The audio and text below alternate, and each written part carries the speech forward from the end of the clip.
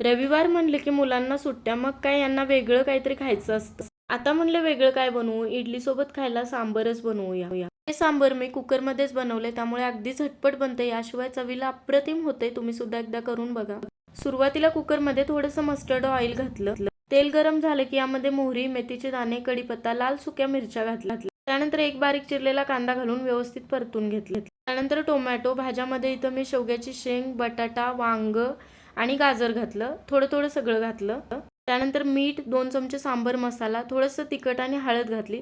त्यानंतर थोडीशीच भिजवून घेतलेली तूर डाळ घातली. डाळ जास्तही घालायची नाही आणि व्यवस्थित 2 मिनिटं परतून घेतलं. आता चिंच, गूळ, पाणी आणि बारीक चिरलेली कोथिंबीर घालून व्यवस्थित मिक्स करून याच्या 8 ते 9 शिट्ट्या करून घेतल्या. आणि बघू शकता काय मस्त असं सांबर तयार झाले. मी आधीच रव्याची इन्स्टंट इडली बनवली होती. यावरती हे सांबर ओतलं आणि हे सांबर इडली सोबत खायला जबरदस्त लागते. तुम्ही सुद्धा एकदा नक्की करून बघा.